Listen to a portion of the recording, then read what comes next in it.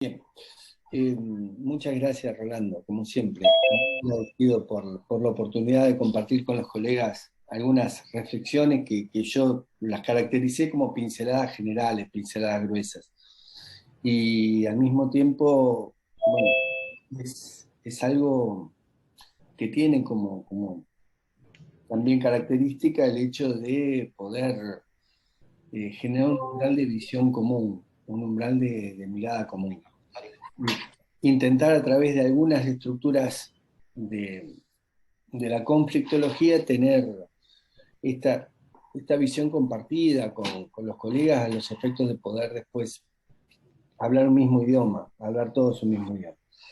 Habíamos reflexionado en el encuentro pasado sobre las características que tienen los conflictos y también sobre las posibilidades que dan los conflictos de analizar determinado tipo de situaciones que generan, generan un grado de vinculación con la conflictividad desde lo que puede llegar a ser la óptica de la conflictividad social para después tener una lectura sobre la conflictividad social.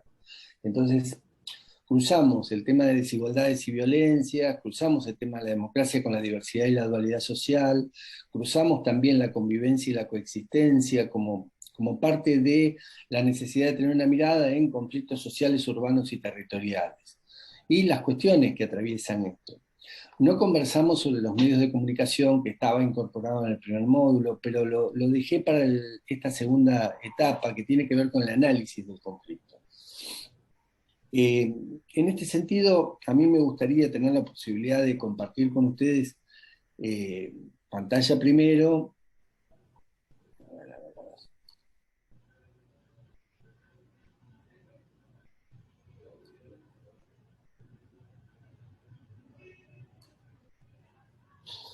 Y en función de esto de compartir pantalla, traer a colación cuáles son los niveles de representación y sociabilidad que hay dentro de los conflictos. Algunas cosas de estas ya las vimos, las vamos a pasar.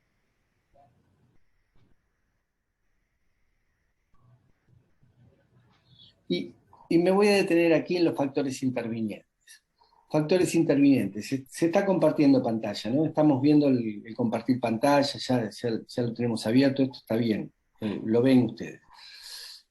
Entonces, en los factores intervinientes decíamos que en todo acontecimiento conflicto atraviesan ese acontecimiento del conflicto factores situacionales, factores del contexto, personales y culturales.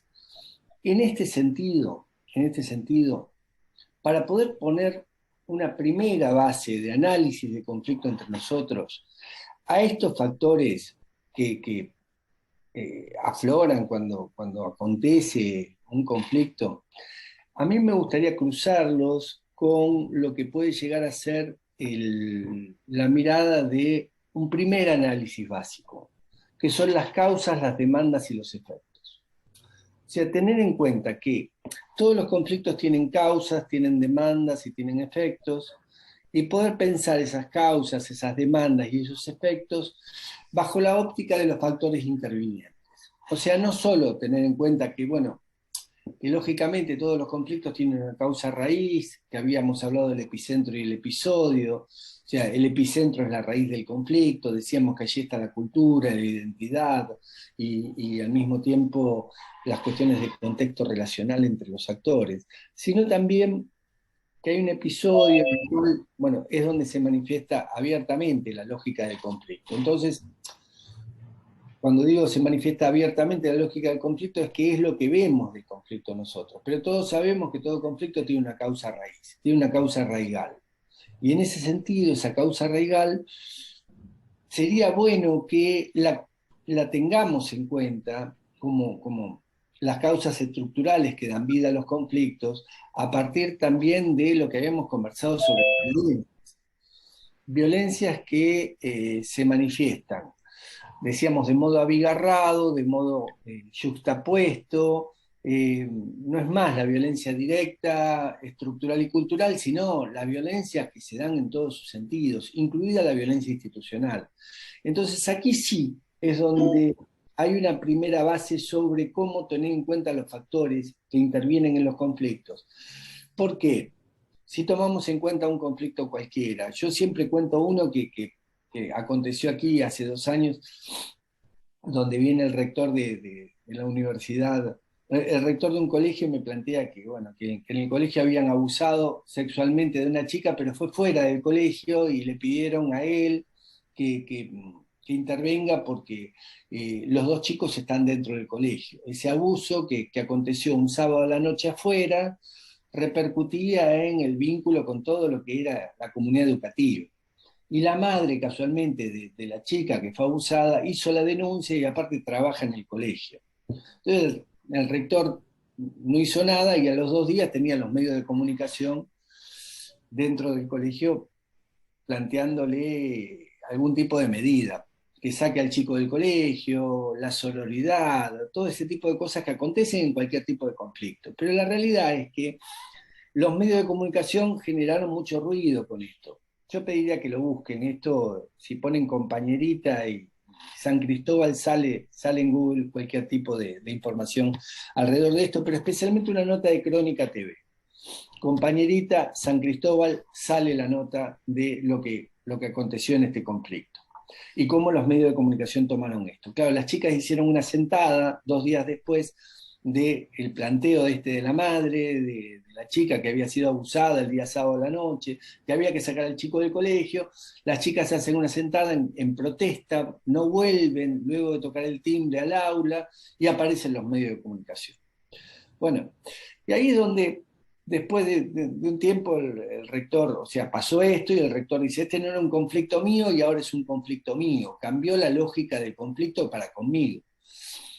Y la verdad que un conflicto que aconteció afuera, ahora lo tengo adentro. Y el tema es qué actitud frente al conflicto tomó él. Entonces acá yo le pongo una regla de 1 a 10 y pongo de 1 a 10, porque esto es lo que le pregunté al rector cuando me vino a ver. De 1 a 10, ¿cuál fue tu actitud frente al conflicto? Si 1 es evitar, evitar, evitar y 10 es enfrentar, enfrentar, enfrentar. ¿Qué número te pondrías vos? Entonces le puse un espejo para que se espejara respecto al conflicto y que me dijera él cómo se veía él en ese conflicto en cuanto a su actitud. Nosotros tenemos reglas de contemporizar, afrontar, acordar sobre actitudes frente al conflicto, pero saliendo de esas reglas tradicionales, vamos a hacer algo más gráfico. Vamos a tomar una regla y vamos a poner de 1 a 10. Si 1 es evitar, evitar, evitar y 10 es enfrentar, enfrentar, enfrentar, cada uno se pone un número de lo que hizo frente al conflicto ese.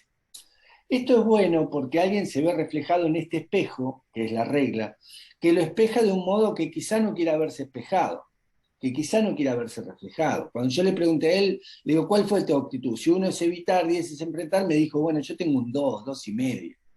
Yo evité todo lo que pude. Y dice, y aparte, como esto es un colegio confesional, en los colegios confesionales los conflictos se los lleva el tiempo. Son los tiempos de la iglesia, me decía. Claro, este conflicto no se lo llevó el tiempo, porque en 2 días el conflicto estaba en todos los medios de comunicación y el cura párroco de la iglesia, que está al lado del colegio, le decía a él, arregla el lío este, porque si no arreglas el lío este, la imagen corporativa del colegio decae. Entonces, con este ejemplo tan simple, digo, el acontecimiento conflicto tuvo factores situacionales, tuvo acontecimientos también, ese acontecimiento pesó sobre la cultura institucional, pero también sobre la cultura personal del rector. ¿Y cuántos de los factores personales de ese rector frente a su actitud con el conflicto, su actitud frente al conflicto, tiene que ver con el conflicto este? Por eso les pongo este ejemplo para que entiendan que lo situacional se mueve, no es estático, no es una fotografía, se va moviendo. Si el día lunes, cuando le plantearon a él que saque al chico del colegio era una cosa, el día miércoles, después de la sentada, era otra, y luego cuando ya estaba en los medios de comunicación, la situación era otra, y fue cambiando la situación conflicto, porque el conflicto se va moviendo, va cambiando de lugar. Entonces, ¿cómo pesan los factores culturales y los factores personales en cada uno de los acontecimientos conflictos? Esto es muy importante, por eso esto, yo digo, hay que cruzarlo con causas, que son las raíces del conflicto, con las demandas, que son los pedidos que hay frente al conflicto, pedidos de los diferentes actores y los efectos que tiene este conflicto, cuáles son las consecuencias que tiene este conflicto, que también mutan al igual que los factores situacionales, porque las consecuencias no son siempre las mismas, van mutando. Entonces yo les pido por favor que tengan en cuenta esta primera regla para poder hacer un análisis de conflicto. Cómo los factores intervinientes cruzados con las causas, las demandas y los efectos nos van dando resultados distintos según el momento que lo analicemos. Y esto no es un elemento menor. A mí me pasó cuando vivía en Bolivia y cuando trabajaba con conflictos con indígenas, que producían un acontecimiento, iban a los medios de comunicación y a veces existía violencia en ese acontecimiento cuando lo llevaban a los medios de comunicación. ¿Pero por qué existía violencia? Y ahora más allá de esto, que yo les propongo que veamos, yo quisiera que lleguemos a un lugar que tiene que ver con el análisis del rol de los medios de comunicación. Luego de pensar cómo cruzamos causas, demandas, efectos, causas, demandas, efectos, con los factores situacionales y los factores personales y los factores culturales, ¿cómo hacemos para entender el rol de los medios? Y lo primero que quiero proponerles es pensar a partir de la existencia de determinado tipo de situaciones que existen cuando tomamos en cuenta a diferentes actores que van surgiendo al calor de las mayorías. A ver, nosotros estamos viendo un conflicto en Ecuador emblemático, muy parecido a lo que pasó en el 2018 en Ecuador, cuando afloró el gran conflicto que los indígenas negociaron con, y no estaban los actores del transporte en esa negociación con Naciones Unidas y el gobierno en función de alguna búsqueda de salida a ese conflicto. Bueno, ahí se reencausó el conflicto, era por aumento del combustible, y se reencausó el conflicto, pero se reencausó y terminó el conflicto o se reencausó y se transformó el conflicto. Y ahí tienen el libro de Lederach que yo les acerqué, que marca claramente la diferencia entre resolución de conflicto y transformación del conflicto. Para poder pensar en la resolución tenemos que pensar en qué podemos hacer para terminar con esto que está aquí. Quizá ese acuerdo que existió en Ecuador cuando fue el macro conflicto del aumento de combustible y estaban todos en las calles y apareció Naciones Unidas. Bueno, quizá ese macro acuerdo sirvió como para tocar el episodio, pero no el epicentro, porque las causas de la desigualdad seguían presentes. Y quizá eso de las causas de desigualdad, la pandemia aletargó, como planteamos la vez pasada, los planteos de desigualdades, porque pasó a ser parte de otro tipo de agenda la pandemia y profundizó desigualdades y violencias, pero pasó a tener otro tipo de agenda. Y luego aparecieron nuevamente estos conflictos que están en la escena. Ecuador fue uno de los países más emblemáticos en cuanto a este conflicto. Es más, yo tuve una entrevista con Correa y le pregunté a Correa por ese acuerdo que había existido entre Naciones Unidas, los indígenas, y él dijo, bueno, eso fue una paz muy momentánea, pero no estaban todos los actores que tenían que estar en esa mesa, plantea Correa. Esto no quiere decir que sea definitivamente así, porque cada actor lo va viendo desde su lugar también, porque operan factores culturales, operan factores personales en la mirada de cada actor frente al conflicto, y esto también hay que tenerlo en cuenta. Y lo situacional va cambiando porque es una realidad construida, es una verdad y una realidad construida por ese actor. Y ustedes saben claramente que las realidades y las verdades las construye cada uno a partir también de sus pautas culturales, de sus vivencias, de su ideología, de su modo de mirar, y que cada uno tiene una verdad y una realidad propia, y que eso, para co-construir una realidad objetiva es muy difícil, porque parte todo a partir de las percepciones de cada uno también, de cuál es la realidad. Entonces, los hechos en sí no son hechos. Y acá pasa lo mismo cuando traigo el tema a los medios de comunicación y al rol de los medios de comunicación, a partir de la existencia de actores. Y vamos a tomar el conflicto de Colombia, vamos a tomar vamos a tomar el conflicto de Ecuador, porque es un conflicto que está en una relatencia, pero volviendo a emerger, y yo dije que los conflictos que pasan en una relatencia no se trabajan bien y vuelven a emerger, emergen con mayor tipo de recrudecimiento. tienen una fase exponencial de lo que es la intensidad del conflicto mayor todavía. Entonces ahora vamos a tener esta lectura que yo corto en una línea imaginaria entre el mundo de lo que teóricamente es el espacio público y el mundo de la construcción social. El mundo de la construcción social lo ponemos abajo y el mundo del espacio público lo ponemos arriba de esta línea blanca divisoria. Entonces, aquí, y pongo el gobierno alejado de esto, pongo el gobierno alejado, que puede cooptar a algunas organizaciones, pero lo pongo alejado, y pongo la dinámica global que incide, pero está también como abrazando todo esto a partir de la lógica que se da dentro de la relación entre los medios de comunicación, la opinión pública y los actores sociales. Entonces aquí a mí me gustaría volver a lo que hablamos en el encuentro pasado, donde decíamos que de las mayorías inasibles, gelatinosas, que se gestan al calor de las configuraciones culturales y de sus prácticas sociales, surgen minorías. Habíamos hablado de las minorías activas que tenían recursos, que tenían oponentes y coadyuvantes y que tenían algún tipo de objetivo muy marcado. Hay un libro muy bueno que es de la psicología de las minorías activas de Moscovici. Pero ahora tenemos que hablar de las minorías intensas también, que una causa junta a unos con otros circunstancialmente, un hombro con hombro circunstancial, que hacen que se estructuren mayorías difusas por un lado, pero al mismo tiempo surgen liderazgos, entonces surgen minorías ahí. Cuando hablo de minorías lo hablo cualitativamente y no cuantitativamente. Y lo digo en base al lugar que ocupa por ser discriminado o el lugar que ocupa por no ser reconocido, por la falta de reconocimiento. O sea que no es peyorativo hablar de minorías, todo lo contrario. Estamos hablando de una configuración cualitativa fundamental que tiene la estructuración social y el poder social.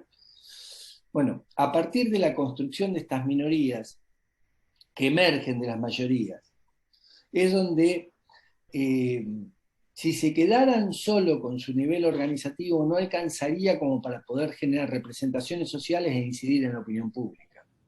Es por eso que hay una tendencia a producir acontecimientos, que es la minoría que está por encima de la línea blanca. Ya está en la dinámica de los medios de comunicación, ya está generando representaciones sociales y ya está incidiendo en la opinión pública. Esa minoría que pudo emerger con un acontecimiento que generalmente es en clave de conflicto. ¿Por qué es en clave de conflicto? Y porque entra también a tallar la acción colectiva, entra a tallar la protesta, entra a tallar la demanda, pero en el espacio público. En el espacio público. Esto indudablemente divide a la opinión pública, los medios de comunicación lo toman y lo reflejan, pero lo toman y lo reflejan también en función de sus intereses, no lo toman y lo reflejan tal cual acontece. Porque en cada noticia primero hay 4 agendas. Esto quiero que lo tengan bien claro. 4 agendas que se dan en los medios de comunicación. La agenda de los propios medios de comunicación, la agenda de los actores en los medios de comunicación, la agenda de los que publicitan en los medios de comunicación y la agenda de quienes forman parte del gobierno, que dan pautas oficiales a los medios de comunicación o de algunos políticos que alimentan económicamente a los medios de comunicación, que es un negocio el medio. Después vamos a hablar de los medios autopromovidos o reproducidos socialmente, que son las redes sociales, pero ahora estamos hablando de los medios. Y que los medios también generan agenda, estructuran representaciones sociales, o sea, imágenes cognitivas colectivas, y al mismo tiempo inciden en la opinión pública. Entonces, aquí es fundamental tener en cuenta el momento del acontecimiento conflicto. ¿Por qué? Porque es en el mundo del espacio público. Es cuando las minorías emergen en esa línea blanca y pueden estar dentro de lo que es su momento de protagonismo. Protagonismo social, protagonismo político, articulación de actores, universalización de las demandas. Esto es fundamental que lo tengamos en cuenta, porque posiblemente si una minoría que se estructuró desde las mayorías, que se organizó, que tiene la capacidad de ser a partir de su su formación de cuadros militantes, de actores que coadyuvan esfuerzos y miradas, de su narrativa, de su posicionamiento discursivo. Bueno, a partir de allí viene también la capacidad de los actores sociales de producir acontecimientos para poder generar incidencia en el espacio público e incidencia en la opinión pública. Y en esto permítanme decirles, que hay una lógica de convivencia y connivencia con los medios de comunicación. Convivencia y connivencia con los medios de comunicación se necesitan recíprocamente. El medio necesita, en función de la agenda que prevalezca, usar o no usar un conflicto determinado. Si el medio quiere condicionar a un gobierno porque no tiene pauta oficial o porque está en contra políticamente del gobierno, porque hay dos juegos, ¿no? El económico y el político detrás del medio. Bueno, cualquiera de estas cosas, un conflicto le sirve. Un conflicto le sirve. Entonces lo puede amplificar o puede recortarlo. Y acá vemos que los medios no determinan cómo pensar, pero sí en qué pensar. Entonces, ante los oyentes, los televidentes, los lectores, a los oyentes se le puede decir radio escuchas también, hay una realidad, los medios pueden impactar, manipular o orientar la noticia, los hechos. Yo trabajo mucho con periodistas y la verdad que enseño esto de la conflictividad social y lo trabajo en el mundo del periodismo. Y muchos periodistas dicen, bueno, pero nosotros mostramos los hechos. Sí, pero los hechos se muestran adentro de un medio, y al medio le sirve el conflicto para hacer política por un lado o para conseguir cosas por el otro. Y por otro lado te dicen, también los periodistas mismos, que conflicto vende porque hay un morbo social ya existente que consume conflicto. Y entonces yo lo que tiendo siempre a preguntar es, si el morbo está preconstruido por el medio, o sea, si la sociedad ha sido moldeada a partir de darle tanto de comer con conflictos, nutrir a las audiencias con conflictos, que la audiencia va y pide conflicto en los noticieros, como pide inseguridad urbana en los noticieros. Entonces estas cosas no es el huevo y la gallina, es que de algún modo alguien postula determinado tipo de posicionamiento y otros consumen ese posicionamiento. ¿Puede haber un morbo social? Sí, puede haber un morbo social, pero también hay un interés social sobre qué significa y qué denotan los conflictos. ¿Qué acontecen con los conflictos? Porque los conflictos son noticias. Yo decía, hay una agenda del que publicita, hay una agenda del propio medio de comunicación que puede servirle un conflicto o para poder exigir determinado tipo de cosas a los gobiernos o para poder pretender que los gobiernos sean interpelados por un conflicto mismo. Y esto va a depender si excitan, si enfrían, si relegan, si suprimen. O sea, los medios tienen la capacidad de recortar, segmentar, posicionar y omitir. Esto está claro, que allí pasa todo eso. O sea que el conflicto no es el que es, sino el que los medios dicen que es.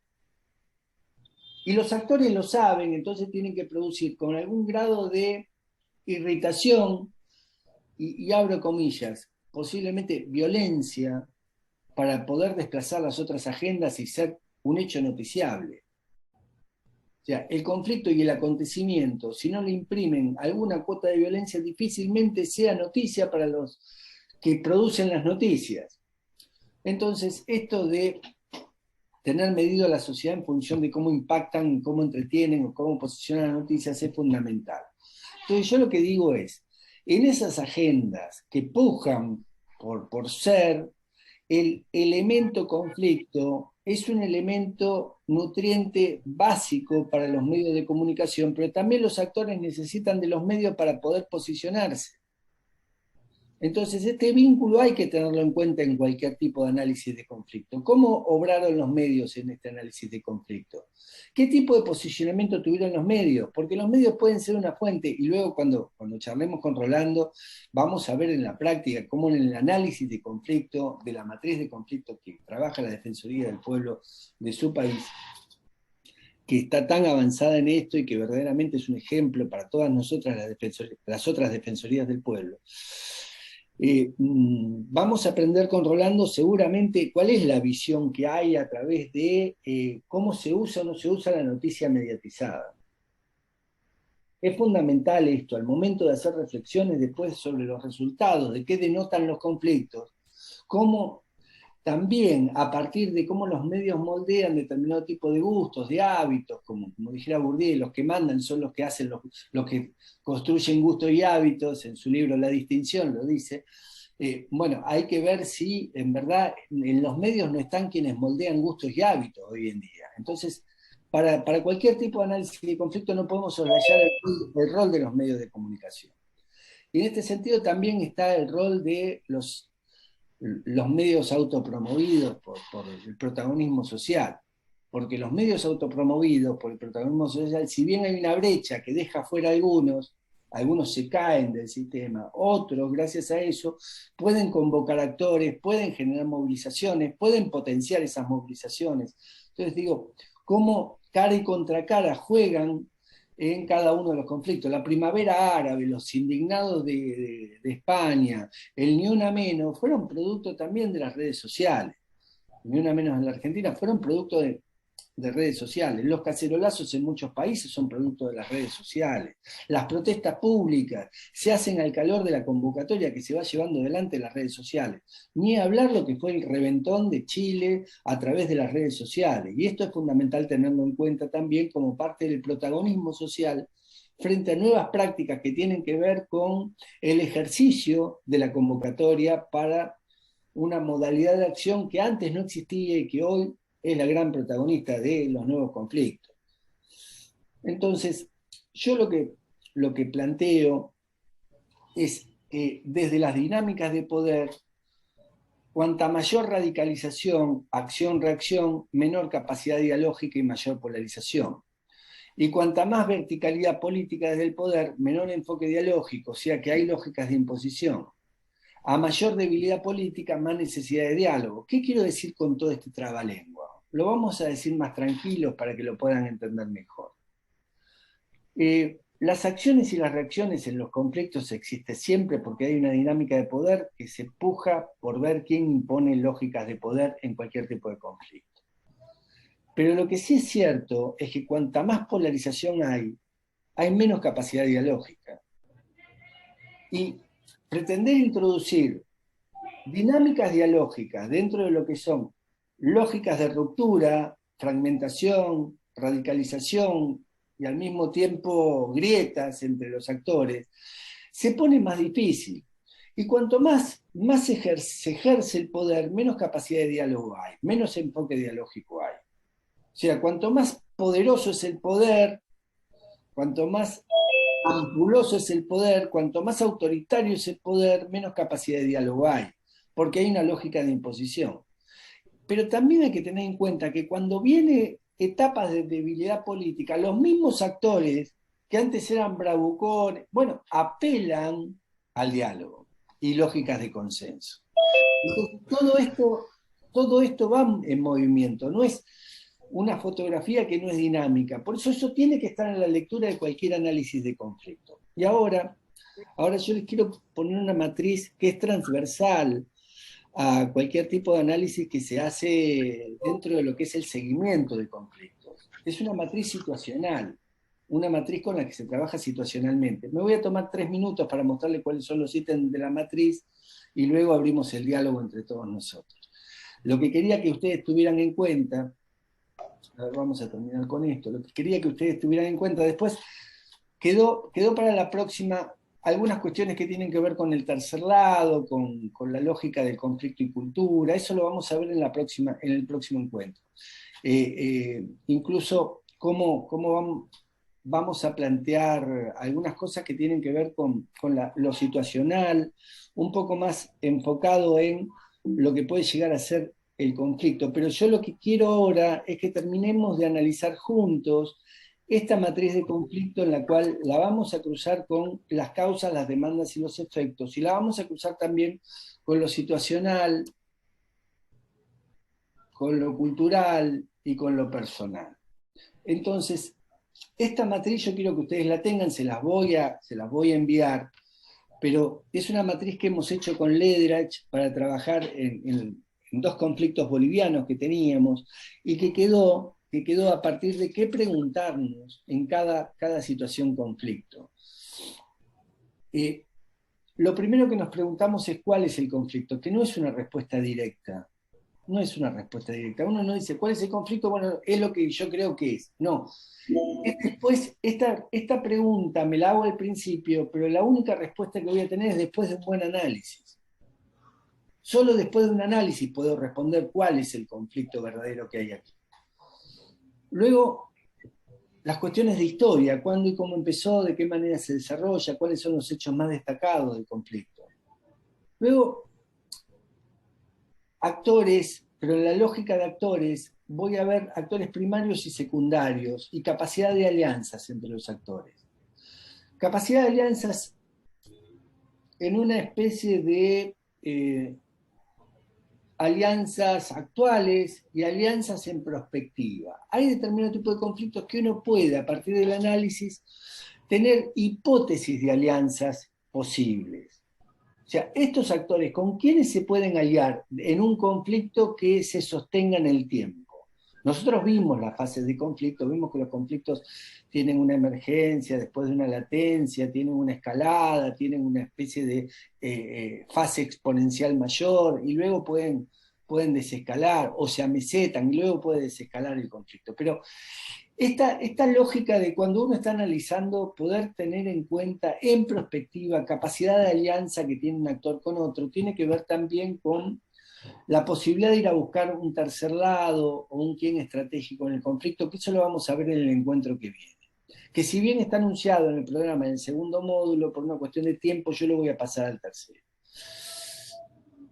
Hoy quiero quedarme con estas pinceladas gruesas del análisis del conflicto, el rol de los medios de comunicación, qué tenemos que tener en cuenta para poder tener un análisis del conflicto más allá de lo que nos puede enseñar la Defensoría del Pueblo de Perú, que seguramente nos va a ilustrar con el tema.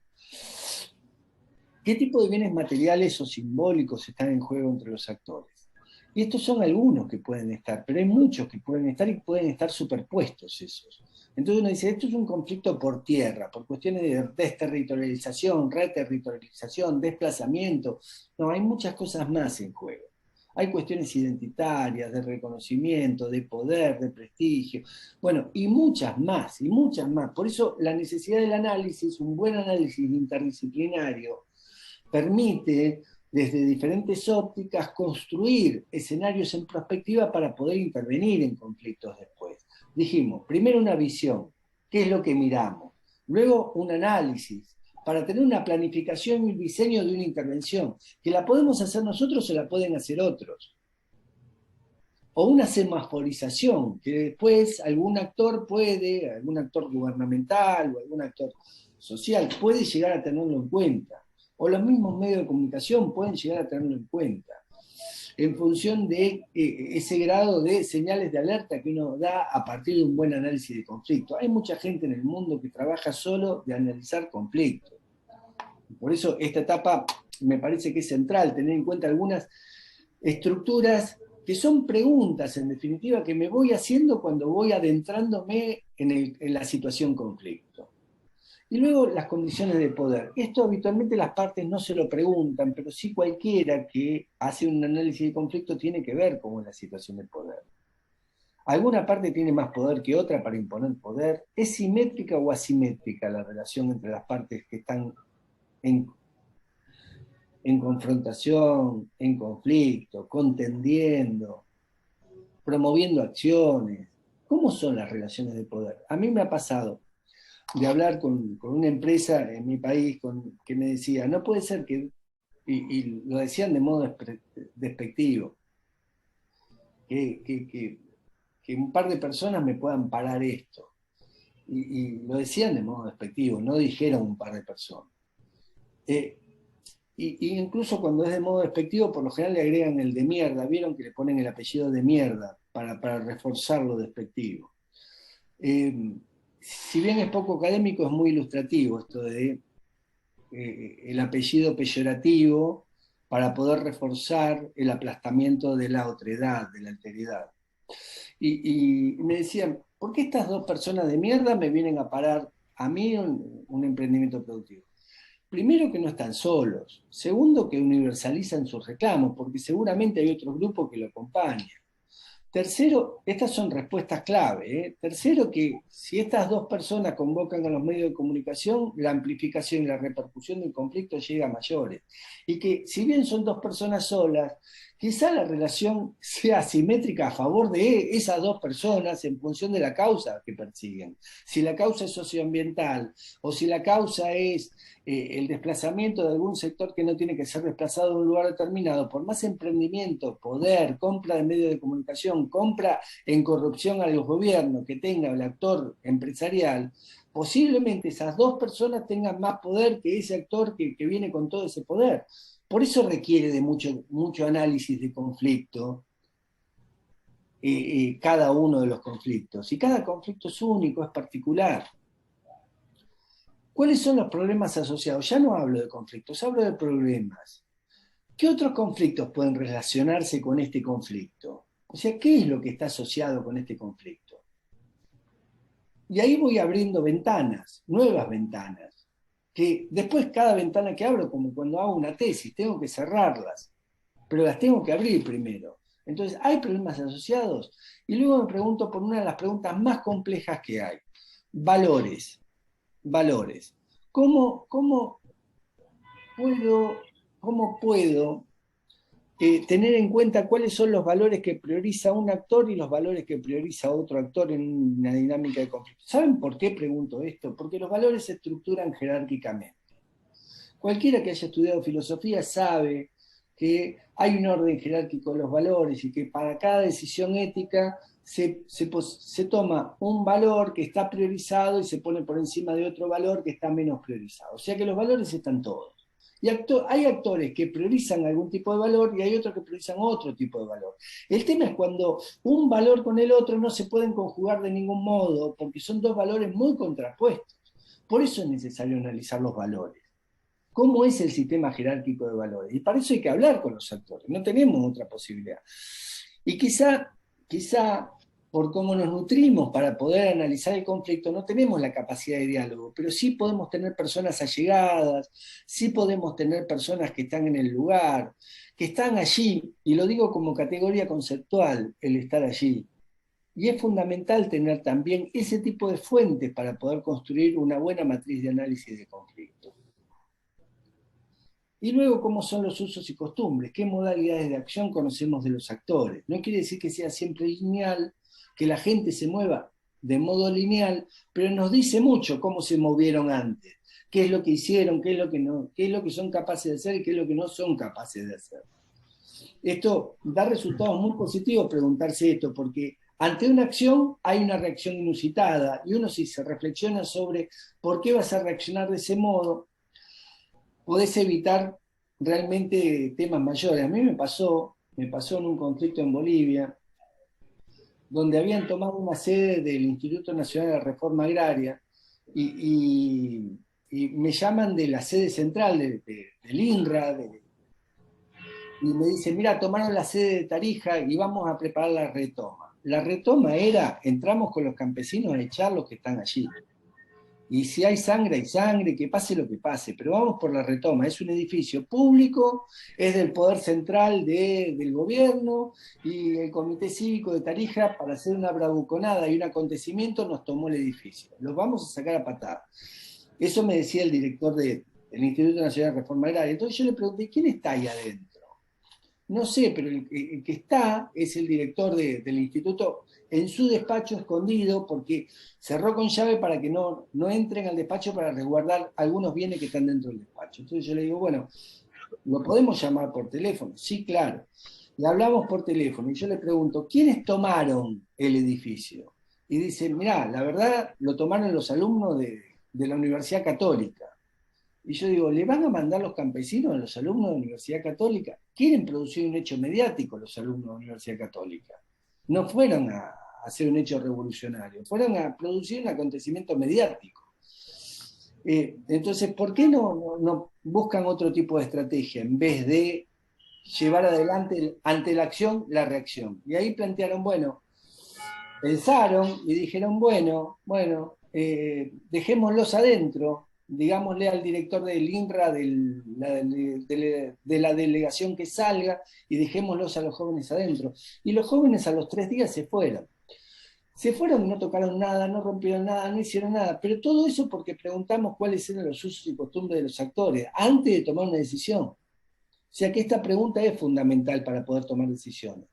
Y entonces acá vienen las propuestas. ¿Qué propondría para abordar o transformar el conflicto? Si existen posibilidades para gestar espacios dialógicos, quién tiene posibilidad de tener legitimación para hacer convocatorias, y si hay actores claves detectados como quienes estratégicos. Esto lo vamos a ver la semana que viene. Así que bueno, los quienes estratégicos, el tercer lado, yo lo paso a la semana que viene, que vamos a trabajar tema cultura y conflicto, y vamos a trabajar también el tema de la cuestión socioambiental como una de las fuentes de mayor tipo de generación de conflictos en la región.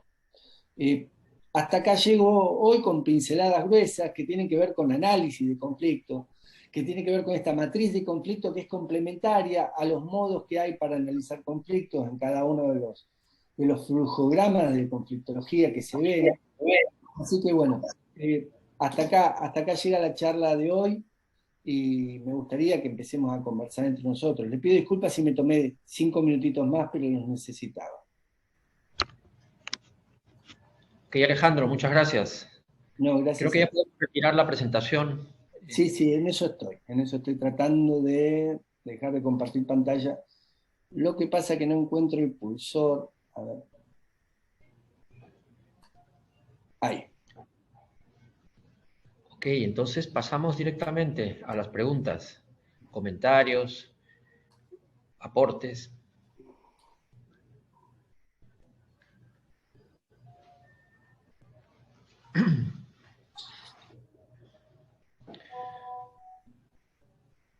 Creo que este tema de los medios de comunicación, Alejandro, es Sí, siempre muy polémico, incluso independientemente de si lo vinculamos con la conflictividad social. Siempre están los medios en el centro de la evaluación y de la crítica. Pero hay algo que reconocer, que el medio de comunicación es un actor en el conflicto y creo que tú has retratado con exactitud los distintos roles, las distintas agendas que pueden tener los medios.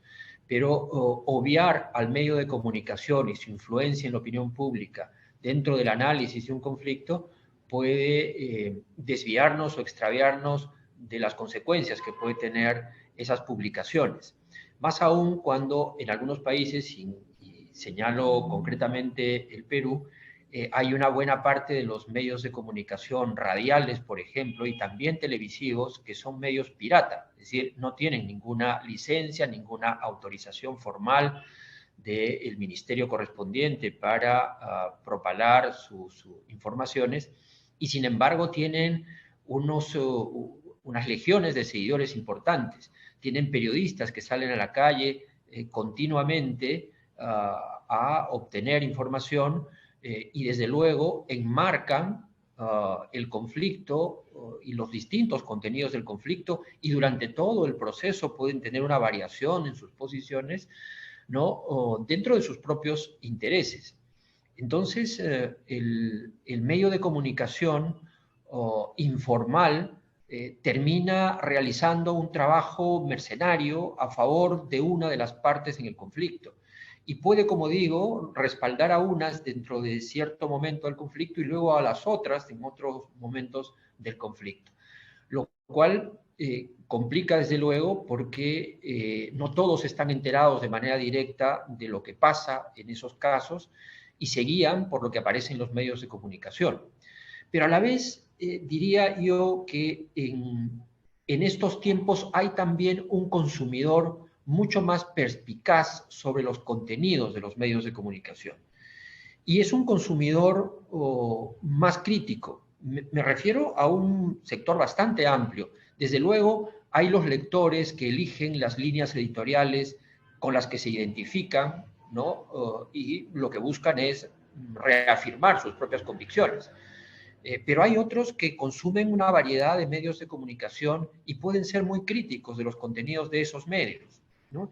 Y eso los lleva a una posición un poco más distante, un poco más más crítica, como digo, y con la intención de formarse una propia opinión sobre lo que está ocurriendo. Creo que hemos avanzado en vista que nos hemos convertido en grandes consumidores de contenidos de los medios, en esta perspicacia para distinguir dónde está la información confiable y dónde está la menos confiable, qué tiene una fuente que puede ser respaldada o una fuente que es una fuente precaria y sin mayor fundamento. En contextos de pandemia, por ejemplo, lo hemos visto claramente, cómo algunas fake news, por ejemplo, cobraban fuerza en ciertos sectores y cómo apareció la respuesta a las fake news, que era desentrañar la validez del el contenido informativo y de la fuente en la que se respaldaba ese contenido. Entonces, ¿cómo ves tú, Alejandro, esta presencia e influencia de medios informales y por otro lado esta idea que señalo de un consumidor cada vez más perspicaz en su valoración de las noticias? Sí, ahí yo les voy a acompañar. Casualmente el día viernes les tuve que grabar una charla para periodistas de Bolivia, que en un programa de Naciones Unidas habían reunido 50 periodistas y yo les mandé un video con, desde la conflictología trabajando el tema del rol de los medios.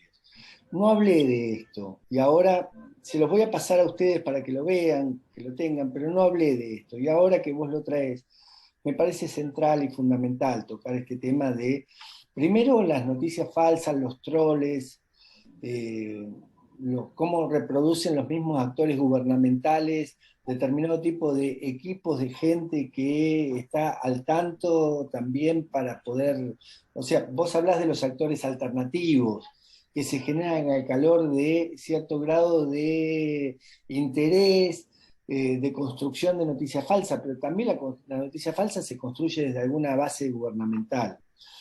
Entonces, esto que apareció, y no lo digo que pase en todos los países, pero pasa en muchos países. Entonces digo, hay tantas aristas para tocar en el tema de los medios de comunicación que está cambiando permanentemente el hecho de crear esto de la posverdad, ¿no? Esto de construir algo que la gente hable no como una cortina de humo o como la agenda setting que se hablaba antes, sino como algo que, porque tanto se repite, termina siendo así. O sea, construir una narrativa discursiva y al mismo tiempo asentarla en los medios, potenciándola con noticias falsas y al mismo tiempo replicándolas, que termina siendo una narrativa que se desparrama por la opinión pública y entra en el debate público. El debate público ha disminuido mucho en nuestra región, mucho, mucho. Y a mí me parece fundamental que hayas traído el lector crítico, el televidente crítico, ese que está sobreinformado, pero a su vez puede hacer un tamiz, puede hacer un cernir de lo que ve, pero al mismo tiempo tiene una exigencia sobre los medios de comunicación que los medios no le entregan nada de lo que va a buscar. Entonces tiene que hacer una especie de menú de opciones, que eso te lo da el periodismo digital hoy en día, que antes no estaba y hoy está. Lo que yo creo que cuando lo linkeamos todo esto con los conflictos, no hay duda que en esto también juega fuertemente el interés de los que están detrás de esto. Y los actores sociales lo saben esto, que juega el interés detrás de esto. Nadie hace un corte de ruta a las 2 de la mañana, un corte de carretera a las 2 de la mañana para que no vengan los medios de comunicación. Todo lo que se hace en función también de cómo va a repercutir en los medios de comunicación la acción colectiva. Entonces, acá no hay naifismo. Y no podemos, para poder analizar la conflictividad social, tener una lectura lineal. Tenemos que cruzar las diferentes variables que hay entre ellas las noticias falsas, la producción del buen periodismo, con ética en el periodismo, responsabilidad en los medios, que también existe, por más que digamos no, en ningún medio más, porque apareció el periodismo militante, apareció el periodismo oficialista, apareció el periodismo que hace seguimiento a lo que puede llegar a ser las agendas que le imponen determinado tipo de empresas. Bueno, la realidad es que ante todas las variables que hay, yo creo que tenemos que ser lo suficiente, y ahora hablo desde el operador del conflicto, tenemos que ser lo suficientemente perspicaz para tener una lectura muy ayornada de lo que está pasando en los medios de comunicación.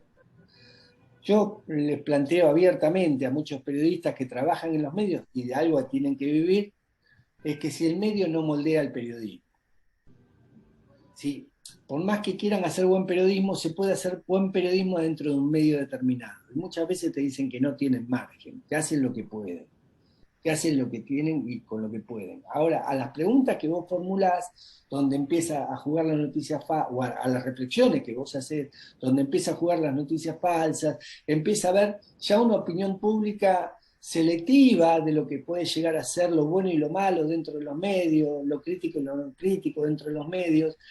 Quizá no haya medios para todo, pero sí los medios nos tienen medidos a todos. Esto quiero traerlo para también posicionarlo en un análisis. Los medios saben que con sangre, carne, política, deportes y chimentos o ¿cómo se dice esto de los paparazzis? ¿Cómo lo dicen ustedes? Nosotros decimos chimento, pero no sé ustedes cómo lo dicen. El periodismo de paparazzi. Bueno, con esos cuatro o cinco elementos van segmentando a qué tipo de target social le quieren llegar. Y ponen un poquito de más carne en la pantalla o sangre sin editar, y con eso van entrando a sectores más populares, menos populares. O sea que los medios sí te tienen medido y trabajan para que vos estés con ellos, porque te entretienen, te tienen, y como te entretienen y te tienen, porque te entretienen, pueden vender. Cuanto más se entretienen y más te tienen, más venden. Entonces, eso de la construcción del entretenimiento a través del medio de comunicación distorsiona la noticia. Y el conflicto también tiene que entretener para poder tener. Y si hay violencia, entretiene más. Bueno, todo esto son variables que no podemos hacer naifismo.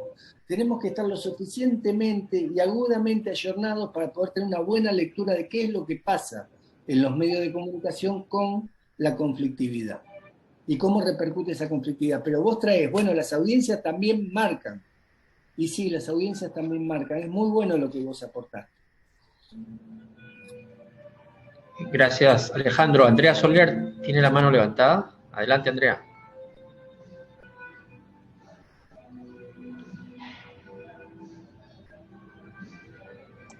Hola, buenos días, Hola, buenas Andrea. tardes ya. Bueno, primero, como siempre, agradecer a Alejandro por todo este conocimiento que comparte con nosotros. Y segundo, pues tenía dos observaciones, sobre todo enfocándolo pues en el rol de las defensorías del pueblo. Primero, frente a los medios de comunicación, pues la importancia de nosotros en ese proceso de análisis y atención a la conflictividad social, de la verificación de la información con nuestros funcionarios en terreno y con otras fuentes también institucionales para no quedarnos solamente con la información del medio, que pues como lo hemos presentado está sesgada y tiene ciertos intereses, sobre todo pues hacia un lado o hacia el otro, principalmente en las situaciones de crisis. Y lo otro que quería comentar frente a la matriz de análisis de conflictos, de la importancia de la variable de los derechos humanos. ¿Cuáles son los derechos en cada conflicto que pueden estar en tensión o en riesgo de vulneración? Pues por el mismo papel que tenemos nosotros como Defensoría del Pueblo, si bien hay muchas demandas, poder analizar y desentrañar más allá de dentro de cada una de las demandas cuál es el derecho por el cual estas poblaciones se están movilizando o están en tensión, y sobre todo cuáles están en riesgo de vulneración, porque es precisamente ahí donde nuestras acciones podrían prevenir mediante el diálogo que se llegue a esas situaciones de escalada donde podría haber una vulneración de derechos humanos. Eran esos dos comentarios y nuevamente agradecerles por esta interesante presentación. Gracias. Gracias. Yo les voy a acompañar una nota que escribí para la revista Turbulencia sobre el tema derechos humanos y conflictos, que quiero que la tengan. Pero también a lo que dijiste, que es totalmente complementario, yo quiero decirles que yo soy profesor de Derecho Internacional de Derechos Humanos en la Universidad de Buenos Aires. Y que cuando veo la cantidad de derechos que surgen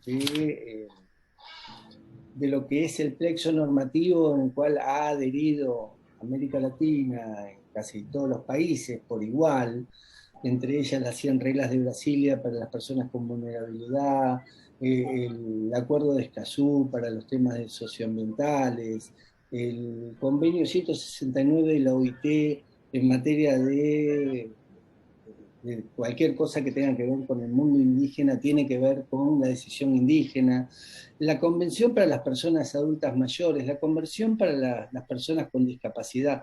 Todo esto está en juego, pero lo que más está en juego es la tensión de derechos que existen en la protesta social.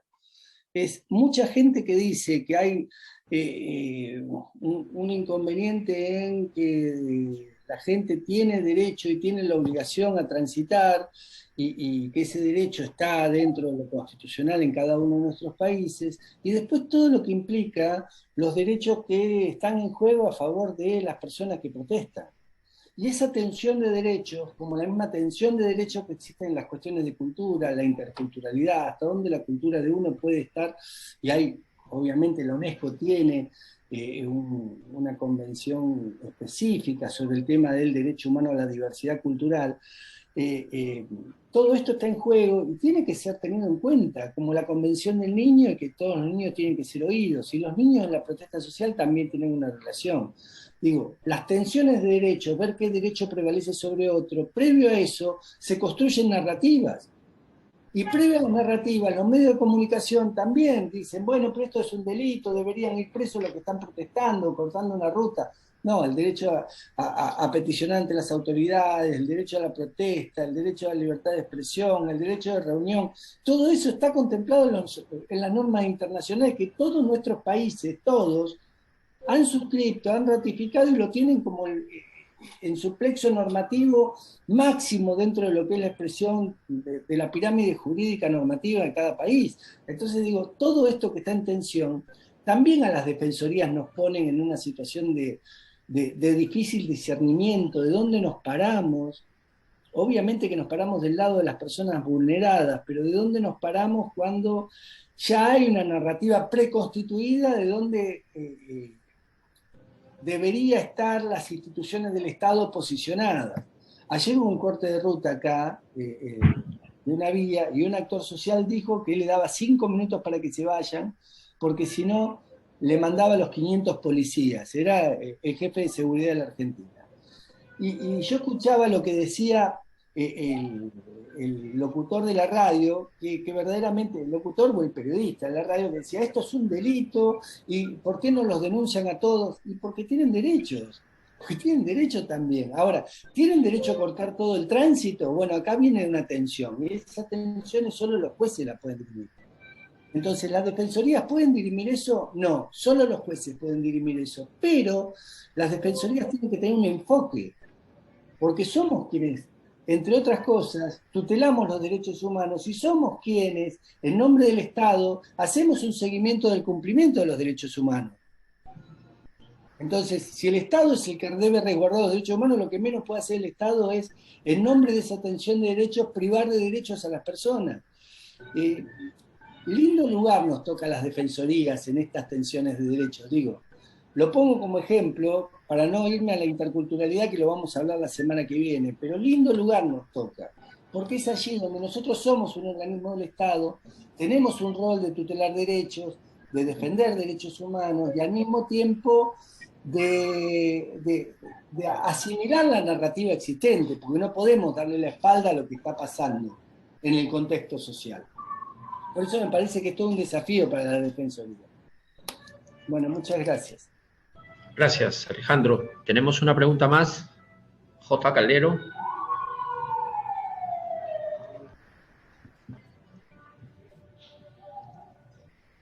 Hola, mi estimado Orlando, buenas buenas tardes en Colombia, creo que también en el territorio, buenas tardes. Alejandro, muchas gracias. Me presento. De pronto no me han visto en las anteriores reuniones. Mi nombre es Jorge Enrique Calero Chacón.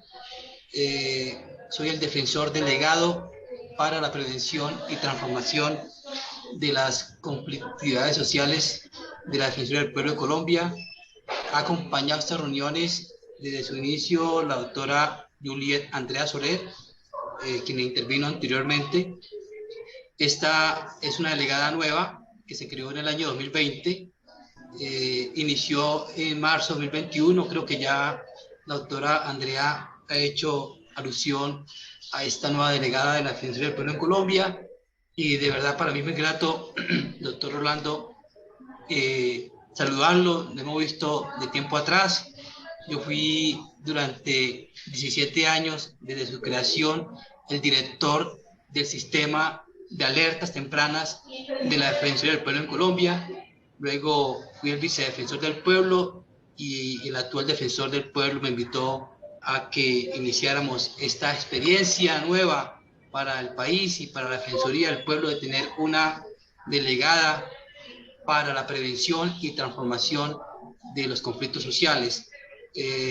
La Juntía del Perú nos lleva una gran experiencia, muchos años de experiencia en este tema, del cual yo sé que vamos a aprender bastante, igual que con ustedes, estimados funcionarios de la Defensoría del Pueblo de Iberoamérica, y me complace estar aquí. Escuché a Alejandro, no llegué tarde a la reunión, porque además estoy encargado de la Dirección Nacional de Atención y Trámite de Quejas de la Defensoría del Pueblo, por eso no puedo participar de las reuniones. Espero vincularme más activamente también, pero quería hacer esta presentación. Estimado Rolando, mil gracias por este espacio, y también anunciarles, y yo sé que con ustedes podríamos también conocer perfiles e invitarlos a un encuentro internacional. No sé si ya la doctora Andrea les ha comentado algo, que tenemos previsto hacer un encuentro internacional. Ya le compartió el doctor Rolando esta idea. No se ha podido concretar la fecha. Un encuentro internacional sobre prevención y transformación de conflictos sociales. Una vez tengamos esa fecha, la compartiremos, pero nos gustaría contar con ustedes, contar con propuestas de ponentes. Me parece que esa visión que plantea Alejandro de los medios de comunicación en el marco de los conflictos sociales es bien clave. Colombia lo vivió en este paro nacional del año pasado. Desde el año 2019 ha venido encontrándose, estimado Alejandro, como en Colombia la desconfianza en los medios de comunicación llevó a que se acudiera al recurso por parte de los manifestantes a transmitir las denuncias en vivo. Es una cosa impresionante ver muchachos transmitiendo toda la protesta y las denuncias, los abusos y excesos de la autoridad en vivo, y eso ser replicado y visualizado por muchos actores. Entonces, es un tema bien interesante de tocar, no lo tenemos previsto, pero con ustedes, en otro escenario, estimado Rolando, me disculpa que le quite unos minutos, pero sí nos gustaría escucharlos y tener aportes para este encuentro internacional. Dejo ahí, para no extenderme, simplemente darle mi saludo, el saludo del señor Defensor del Pueblo de Colombia, el doctor Carlos Camargo, y cuenten con toda nuestra colaboración. Y no entiendo por qué la cámara, ya veo, está apagado aquí arriba la cámara, no me veía en el rostro, pero creo que con ustedes podemos hacer un trabajo bien interesante. Mil gracias, Rolando, de nuevo, cuente con nuestro apoyo, y también recibir de ustedes todos los aportes será fundamental para la construcción del Observatorio de Conflictos Sociales de la Defensoría del Pueblo de Colombia y la estrategia de diálogo social y de transformación de conflictos en este país. Vamos avanzando, pero ustedes serán actores claves para enriquecer y edificarnos en este crecimiento. Muchas gracias. Gracias a ti, Jorge, por incorporarte al grupo. Un saludo al Defensor del Pueblo de Colombia. Yo creo que tu experiencia e identificación con el tema de muchos años va a ser de suma utilidad para el desarrollo de los debates aquí en el grupo de FIO Conflictos. Alejandro, no sé si tienes algún comentario a lo señalado por Jorge. No, simplemente recuerdo algo que bien hizo la Defensoría del Pueblo de la Ciudad de Buenos Aires, que asumió un rol proactivo frente a la conflictividad social y especialmente al abuso policial, en llevar drones a las movilizaciones sociales. Y a través de eso después analizar entre la Defensoría y la Jefatura de Policía cuál fue una buena práctica y cuál no fue una buena práctica por parte de la policía en la conflictividad social. Y esto como organismo de derechos humanos lo hizo la Defensoría del Pueblo y me pareció una muy buena idea de presencia en nombre de los derechos humanos, el hecho de tener registrado cómo actúa la policía, para después analizar eso y discutirlo con la misma policía, ¿no? Lo traigo a colación por la pregunta anterior y bueno, y en buena hora que Colombia marca su presencia del modo que la está marcando, porque Colombia tiene mucho para enseñarnos de conflictividad, a todos. Así que bienvenido nuevamente al amigo colombiano. Muchas gracias, Alejandro. Encantado de saludarlo. Víctor, adelante.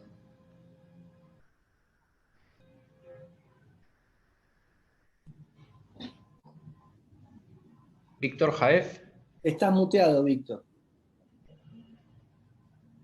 Mil disculpas. Una vez más, agradecer la posibilidad de compartir este espacio con usted y darle la bienvenida a los nuevos, para los cuales entonces también quiero aprovechar para invitarlos a ellos por primera vez y recordarle al resto que justamente con esta problemática que nos une, que es la del conflicto y todo el tema de la conflictología social, local y demás, es que estamos armando con total fervor a esta altura y en los últimos tramos ya de organización el Congreso Internacional de Mediación, que va a ser en los días 5, 6 y 7 de julio acá en Rosario, Argentina, pero que podrá ser seguido virtualmente vía streaming desde todo el mundo. Y anunciarles que vamos a tener el gusto de contar con Rolando en un espacio específico para él, donde va a poder hablar del Ombudsman en la gestión de los conflictos locales. Así es que, más allá de invitarlos a todo el Congreso, específicamente a esa mesa de diálogo que va a ser el miércoles 6 de julio. Y por supuesto también vamos a poder aprovechar de los conocimientos de Alejandro Nató, que va a tener también su espacio, donde nos va a hablar de la conflictividad social en la Argentina, para que vean la complejidad de lo nuestro, pero también con un abordaje de la conflictividad latinoamericana y propuestas para superarla. O sea que además de aprovecharlo en estos espacios que gentilmente nos cede Alejandro, vamos a poder disfrutarlo más a fondo con sus conocimientos en el Congreso.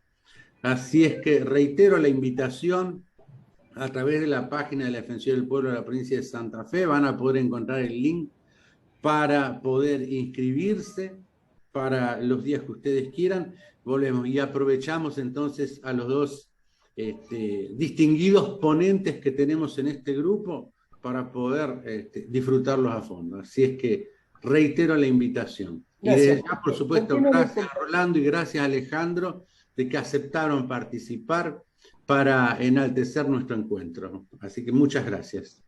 Gracias, amigazo. Te hago una propuesta. ¿Por qué no lo compartís de vuelta en el chat? Que ya tenés la agenda completa y tenés el link. Así ya lo tenemos todos en el mismo chat. ¿Te parece? Perfecto. Ya se lo estoy mandando. Sí, igualmente a Jorge Calero. La información que tengas sobre el evento que están organizando hay que ponerla en el chat también. Así todos estamos al tanto y no nos perdemos cada una de las sesiones que seguramente habrá. Perfecto. Y Rolando y Alejandro, para que vayan ahí de pronto bloqueando desde ahora mentalmente que posiblemente hacia septiembre tengamos este encuentro internacional. Entonces, ojalá podamos contar con la ponencia de ustedes también en este evento y a los colegas de las otras defensorías. Muchas gracias. Claro, entonces tenemos 2 eventos internacionales, uno en el corto plazo, ahora en julio, que es el Congreso de Mediación organizado por la Defensoría del Pueblo de Rosario, y por otro lado el evento organizado por la Defensoría del Pueblo de Colombia en el mes de septiembre. ¿Alguna otra pregunta para Alejandro? Por favor, adelante, todavía tenemos unos minutos. Gracias desde la ciudad de Quetzal, un saludo desde Guatemala, un gusto saludarles, amigas y amigos. Quizás tomar 2 frases para hacer un planteamiento. Alejandro nos compartía que todo lo que se hace en función de valorar cómo va a repercutir en la presencia o en la opinión de los medios. Hablaba el ejemplo de que se bloquea a las 2 de la mañana una carretera para hacer que los medios lleguen y que uno pueda exponer sus causas, sus necesidades en algún momento dado. Que no se bloquea generalmente a las 2 de la mañana, que no se bloquea, que se bloquea durante el día porque vienen los medios. A las 2 los medios no vienen. Ellos ya tienen la nota hecha del día siguiente y entonces en ese sentido, pues ya nadie se va a enterar, nadie va a asistir. Pero partiendo de eso y de otro tema que mencionabas, que era las 4 agendas que dominan, y cuando nos decías de que muchas veces los medios ya nos tienen medidos, ya saben con qué nos van a captar nuestra atención. Hablabas de que nos ponen deporte, nos ponen la nota cultural o los paparazzi que decías. Entonces, tomo esos elementos de tu exposición para preguntar. Cuando hay un conflicto que ha llegado a un punto en el cual nosotros, desde el punto de vista de defensores, no podemos generar el espacio de incidencia adecuado, se nos hace difícil porque han tomado posturas muy cerradas, muy antagonistas, y sin embargo están en riesgo derechos tales como la vida, el hecho mismo del uso de la fuerza pública para poder desmovilizar a los grupos sociales. ¿Cómo podría hacerse algunas pautas para hacer un espacio de entre ese espacio de posibilidad para aprovechar eso y para poder sensibilizar por un lado, para también acercarnos? Y luego, algo que también es un desafío, pienso yo, es el hecho de poder incidir en los medios para que en las próximas acciones sociales ellos también sean un actor, si no neutro, pero por lo menos que también tengan alguna arista a favor del diálogo, a favor de libre de las agendas que tengan. Muchas gracias, me gustaría. Gracias por escuchar. Gracias. Bueno, vos bien lo decís, primero la caracterización del rol de los medios como un actor más dentro del conflicto. Y me parece que es central esto de saber claramente que la voz de la Defensoría también es una voz de un actor más dentro de un conflicto. Vos lo incorporaste como un actor más dentro del conflicto de la Defensoría del Pueblo. Lo ponías como, bueno, cuando no hay más un espacio de posibilidad a partir del recrudecimiento del conflicto, se puede hacer algo y siempre hay un lugar para poder seguir haciendo cosas, para evitar males mayores, ¿no? A mí me parece fundamental lo que vos traes, ¿por qué? Porque también se puede hacer valer la voz de la Defensoría en el medio de comunicación como señal de alerta. También se puede hablar con los dueños de los medios de comunicación. A mí me ha pasado muchas veces en un conflicto de tener que ir a hablar con los dueños de los medios para explicarle la importancia que tiene el rol del medio en ese conflicto. Y sensibilizarlo al dueño del medio con respecto a lo que está pasando en el conflicto para que pueda reencauzar de algún modo el medio y ser colaborativo frente al conflicto y no seguir echando más gasolina al fuego, que de hecho ese también es el rol de los medios. También es el rol porque cumplen ese rol para poder entretener más y para poder tener más gente a través de esto, para tener en vilo a la sociedad. Pero lo que es real, y a lo que vos bien decís, es la potencialidad que tiene la Defensoría en un conflicto, es poder hablar también con los gobiernos, es poder sentarnos con el actor gubernamental y hacer planteos. Cuando yo decía, bueno, una cosa es el abuso policial y otra cosa es el rol de los gobiernos en el conflicto. Una vez a mí me pasó. en el conflicto del campo en la Argentina, de hablar con quien era jefe de gabinete y que hoy es presidente de mi país, sobre ese conflicto. Y yo le decía, es momento de tomar algunas aristas de diálogo, y él en verdad tiene un vínculo conmigo porque fuimos a la facultad juntos, pero me decía, entre otras cosas, a vos te encanta esto del diálogo, pero no siempre hay que dialogar. A veces hay que imponer política, y este es un momento de posicionamiento, de imposición de política. Entonces yo decía, bueno, pero tarde o temprano, uno por no gestar estos espacios dialógicos termina tributando de modo muy costoso lo que podrías haber evitado si hubieras convocado al diálogo en alguna circunstancia previa a ver cómo se desencadena la consecuencia de la política. Y esa discusión no es menor, porque tiene que ver también cómo se concibe las instancias dialógicas desde las defensorías del pueblo para con determinado tipo de conflictos. O sea, nosotros podemos predisponer espacio dialógico, pero a veces los demás no quieren. Nosotros podemos proponer determinado tipo de fortalecimiento de un actor frente a una simetría determinada, que de hecho también lo hace la Defensoría del Pueblo. O sea, derivando a algún lugar que puedan llegar a potenciar a algún actor que está débil, dándole posibilidades de amplificar su voz, yendo a buscar a los que no tienen voz para que puedan opinar, trayendo otras voces al conflicto, que de hecho no están en el conflicto y que sean escuchados. Y después vamos a trabajar en el encuentro que viene dos elementos, que son los quiénes estratégicos y el tercer lado, que son dos elementos muy, muy importantes con los cuales la Defensoría puede articular, coordinar acciones, generar mayor tipo de acercamiento a lo que es darle continente y contenido al conflicto. Y esto me parece que es fundamental tenerlo en cuenta también como un rol de la Defensoría. En esos momentos donde la crisis ya llegó a tal punto, donde, como le decía algún momento a la Defensora del Pueblo de Bolivia, o mismo para Colombia, siempre estaban los informes de cómo contaban muertos a partir de cómo las defensorías contaban muertos, a partir de los conflictos emblemáticos, y ese no es el rol de la Defensoría, pero los medios la toman como la voz más confiable. ¿Cuántos muertos hay? Bueno, entonces, o el Procurador General de Derechos Humanos en el conflicto más emblemático que tuvo México, que fue el de Ayotzinapa. Entonces, ¿cuántos muertos hay? ¿Cuántos muertos hay? La voz que van a buscar de las Defensorías del Pueblo, y no qué podemos hacer con esto, sino cuántos muertos hay. Entonces, ¿cómo invertimos el rol que nos tienen predispuestos a nosotros por parte de aquellos que arman su agenda, cuando en verdad nosotros tenemos que ser los constructores también de la agenda? Yo les voy a mostrar una imagen en el próximo encuentro que tiene que ver con una persona que traza caminos contrafácticos.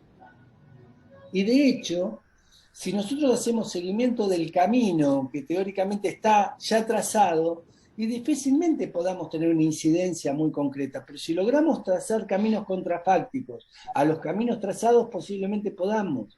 Y creo que el lugar y la investidura que tiene la Defensoría del Pueblo en nombre de la tutela de los derechos humanos te permite hacer eso. Te permite tener ese lugar, y sobre todo los conflictos que han recrudecido y que ya se están manifestando en clave de violencia.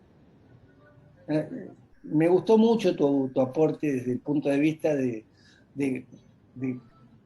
cuánto más puede, cuál es la potencialidad de la Defensoría del Pueblo en la conflictividad, cuando ya deja de ser parte de lo que es el interés de las partes de sentarse en una mesa. Y aparte hay un sentido que yo quiero traer a esto, que tiene que ver con... Nosotros proponemos dinámicas horizontales cuando la lógica del poder es vertical. Ya eso es contrafáctico. Y ya eso a veces es medio inaceptado. Entonces, ¿cómo podemos hacer para que en vez de ser horizontal, sea un tanto inclinado como para que me acepten lo que propongo?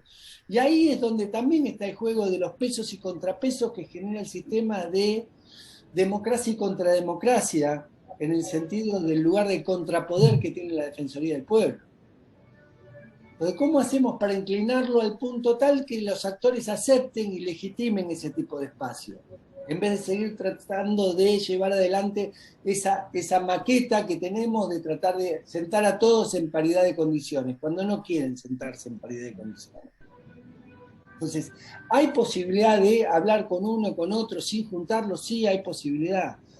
¿Hay posibilidad de hablar con los medios para redireccionar a los medios? Sí, hay posibilidad. Siempre hay un espacio de posibilidad para seguir haciendo cosas. Así que bueno, te agradezco mucho tu alocución. Gracias por tu participación y retroalimentación. Gracias, Alejandro. Gracias a todos. Gracias. Solo quisiera agregar en ese punto que es un deber, me parece, de las instituciones más confiables contribuir al esclarecimiento de los hechos. Y vivimos atravesados de noticias falsas. Y la propia sociedad ha respondido frente a la fake news con algo que se llama fact-checking, ¿no es cierto? Es decir, hacen un trabajo de investigación de aquello que se sostuvo para ver si efectivamente corresponde o no con la realidad o con la verdad. Porque la fake news no es una simple mentira, es una construcción, es un montaje que deliberadamente se lanza en el espacio público a través de los medios, ¿no? Para manipular conciencias, manipular la voluntad en un sentido u otro, dependiendo de los intereses de quien emite esta fake news. Entonces, en ese contexto, y teniendo en cuenta posibles escalamientos a la violencia, situaciones de crisis, riesgo para la vida, la integridad física, la Defensoría del Pueblo puede sacar comunicados, puede sacar tweets inmediatos, esclareciendo algún aspecto del conflicto, del que tenga noticia y que esté seguro de que es necesario decir una versión más ajustada a la realidad. Y eso puede contribuir a pacificar, contribuir a encaminar el conflicto. Es una respuesta mediática de una forma inmediata, ¿no es cierto? Y que puede encarrilar las demandas y las protestas por un terreno un poco más seguro, ¿no? Creo que esa es una contribución que pueden hacer instituciones confiables. Yo recuerdo, por ejemplo, en el caso Bagua en el Perú, donde hubo 33 muertos, se hablaba de que se había masacrado a miles de personas que habían sido enterradas o lanzadas al río, etcétera, y todo esto circuló, incluso internacionalmente las noticias se daban en ese sentido, porque hubo muchas personas consideradas desaparecidas en las primeras horas o en los primeros días. Y lo que hicimos en la Defensoría fue una relación de todos los nombres de las personas presuntamente desaparecidas y colgamos esas listas en la página web y en papelotes en la zona del conflicto, un poco para señalar, estos son los que no están con un paradero determinado, pero no pueden considerárseles todavía unas personas desaparecidas. Y transcurrieron los días y fueron reapareciendo, y al final reaparecieron todos, no hubo un solo desaparecido. La única persona que quedó desaparecida al final fue más bien un mayor de la Policía Nacional que fue asesinado por indígenas en el bosque de esta zona de Bagua y Utcubamba en la selva norte del Perú. Entonces, esa respuesta inmediata de la Defensoría, de poner los nombres, de señalar con énfasis de que no se trata de desaparecidos, que pueden ser personas que reaparezcan en cualquier momento, trajo un poco más de calma a la situación y permitió operar con mayor fluidez con los distintos actores sociales, estatales, y también tranquilizar a los medios de comunicación que soltaban versiones con poca investigación, pero todas ellas alarmistas. Entonces sí hay un papel que se puede jugar muy rápido utilizando las redes, que ahora todas las defensorías están muy activas en las redes, ¿no? Para esclarecer hechos. Muy agradecido por esa oportunidad. Gracias. ¿Alguna otra intervención?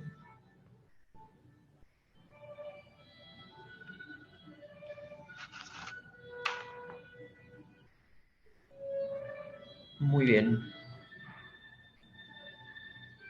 Bueno, creo que, Alejandro, muchas gracias nuevamente por tu presentación, ¿no? Estupenda. Vamos a continuar el próximo jueves, ¿no? Con el tema de interculturalidad y los esperamos. Es una reunión regular, así que en los primeros minutos trataremos algunos temas propios de la coordinación del grupo y enseguida tendremos la presentación de Alejandro. Muchas gracias a todos y todas por su presencia. Nos estamos viendo el próximo jueves. Gracias a vos, Rolando, gracias. Muchas gracias, Alejandro, muchas gracias, Rolando. Muchas Gracias, gracias hasta a luego. todos. Muchas gracias a todos. Gracias, chao. Obrigado, até.